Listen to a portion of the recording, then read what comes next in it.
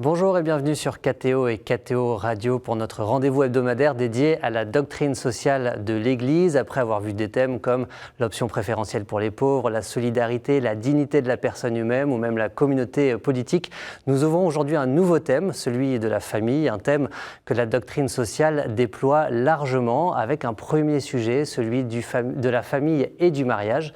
Et nous en parlons tout de suite avec nos invités. Juliane Paparia, bonjour. Bonjour. Vous êtes docteur en théologie et enseignant à l'Institut pontifical Jean-Paul II à Rome, un institut pour l'étude, les sciences du mariage et de la famille. Et puis avec nous, Sylvie Davio, bonjour. Bonjour. Vous êtes directrice de la Maison des familles d'apprentis d'Auteuil à Marseille. Vous êtes de formation conseillère conjugale et familiale et vous avez aussi longtemps accompagné la pastorale familiale du diocèse de Marseille. Merci beaucoup à tous les deux d'avoir répondu à cette invitation. Si. Juliane Paparia, pour situer ce discours de l'Église sur le mariage et la famille, je propose qu'on regarde déjà un petit peu dans la Bible ou dans l'Évangile, comment est-ce qu'il est question de l'homme, de la femme, de leur union, de leur fécondité dans la Bible.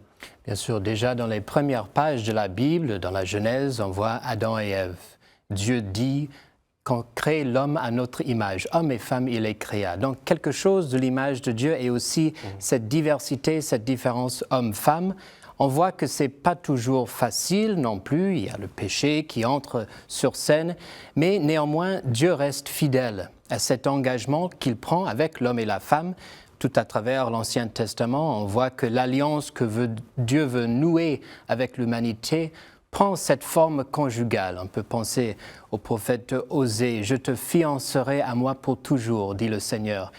Et en même temps, Dieu est là pour accompagner par sa grâce les difficultés, les épreuves des divers couples. On en voit beaucoup dans la Sainte Écriture, jusqu'à ce que nous dévoile et ce que vient accomplir le Christ, qui vient épouser l'humanité, même dans notre chair. Donc un grand mystère. Et qui naît dans une famille lui-même. Qui naît dans une famille. Et donc cette alliance entre Dieu et l'humanité, comme d'une certaine manière le cadre dans lequel est fondé le mariage et la famille, même dans sa complexité.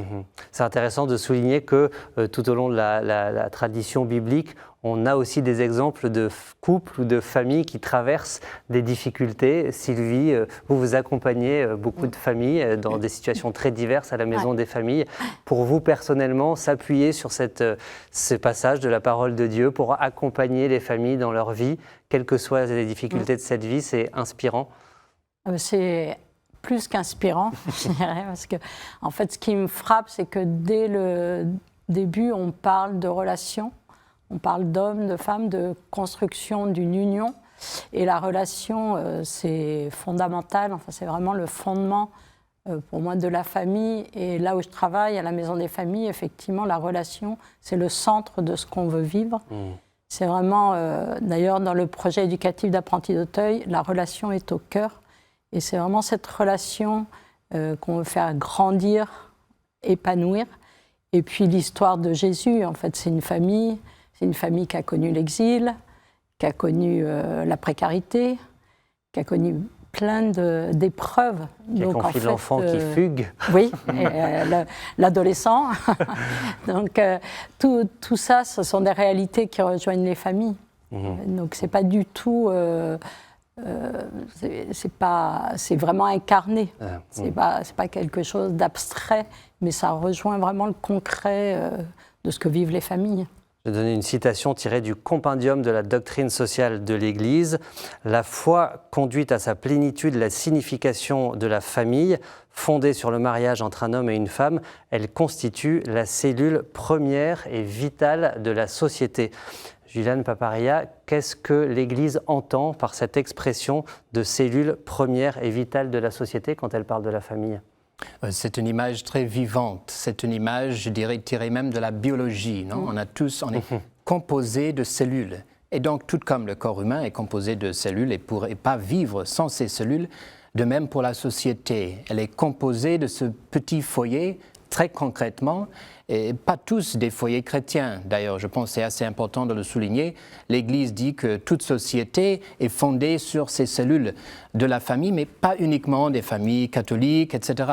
Toute famille est comme ce foyer d'amour, de vie au quotidien, où nous grandissons comme être humain, et c'est aussi bien sûr le premier lieu de socialisation qui nous apprend à être aimé et à aimer en retour.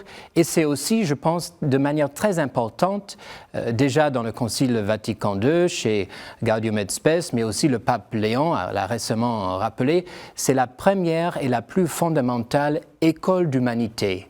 C'est là où on apprend comment être en société, c'est là où on approfondit et on apprend à être humain. J'imagine que c'est ce que vous pouvez essayer de vivre, de faire vivre cette cellule vitale, cette école d'humanité, cette école de solidarité aussi au sein de la famille. Oui, effectivement. Comme dit Julien, cette cellule, c'est vivant. C'est concret, en fait. Ça se concrétise par un homme, une femme, des enfants. Mais c'est aussi des hommes et des femmes et des enfants qui traversent aussi des fragilités, des épreuves.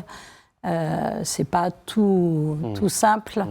Et donc, nous, ce qu'on va essayer de vivre, c'est vraiment de rejoindre les familles, les parents, les enfants, là où ils sont, dans ce qu'ils vivent, pour pouvoir, en fait, cheminer avec eux.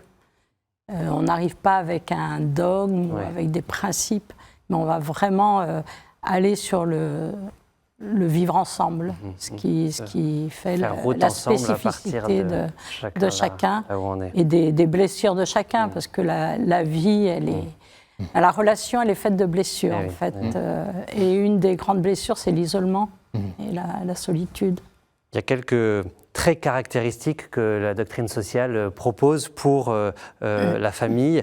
On ne va pas tous pouvoir les commenter, évidemment. La totalité, l'unité, l'indissolubilité, la fidélité et la fécondité. C'est au paragraphe 217 dans le compendium de la doctrine sociale.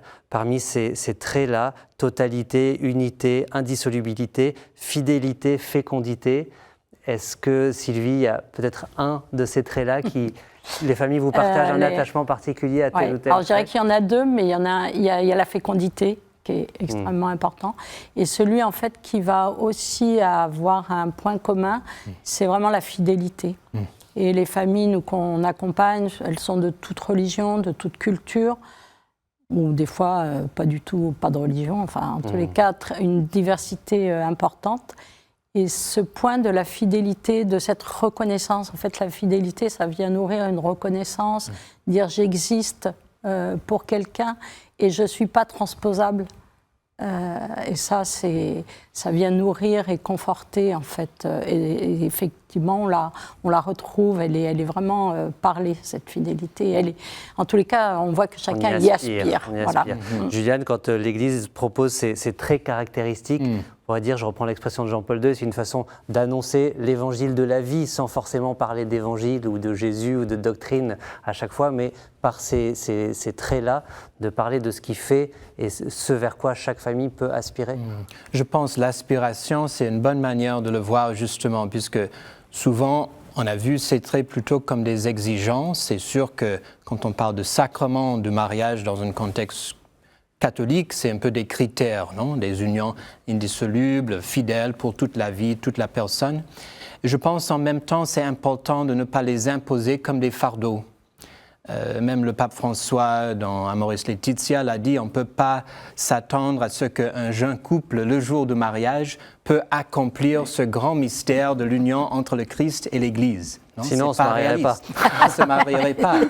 Donc, il faut plutôt regarder, chercher comment est-ce que les familles vivent ces différents traits, comment est-ce que ces traits-là les aident à s'épanouir, et aussi voir chacun de ces traits aussi d'une manière élargie. Par exemple, la fécondité.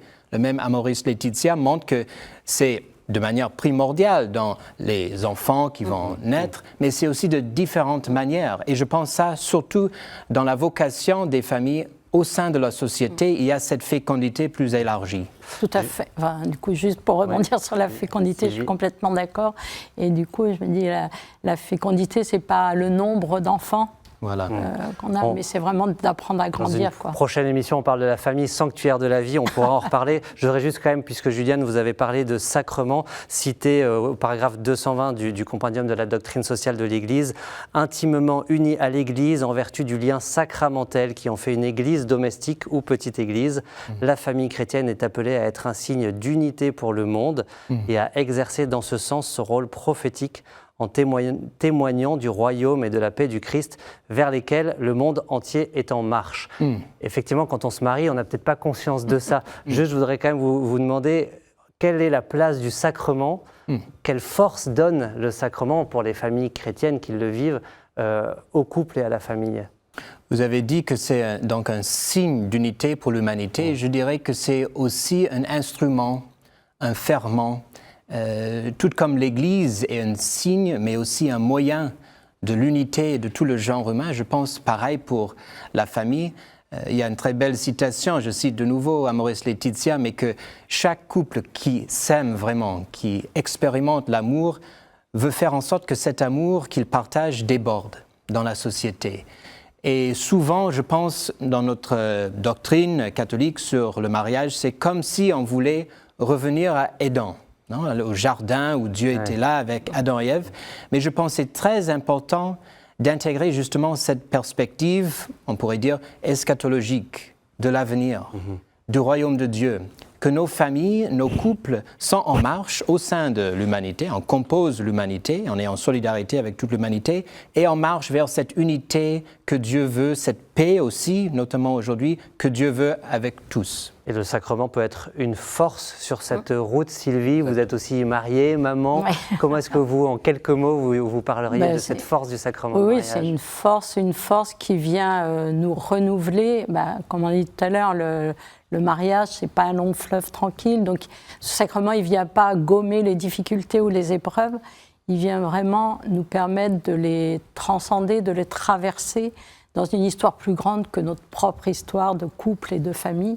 Et c'est vraiment une ressource qui donne de la force et qui, moi je vois là où je travaille, quand je témoigne de 40 ans de mariage, les familles sont heureuses de ça, même si elles ne le vivent pas, si concrètement elles sont blessées dans leur mariage, elles sont heureuses d'entendre en fait que c'est possible.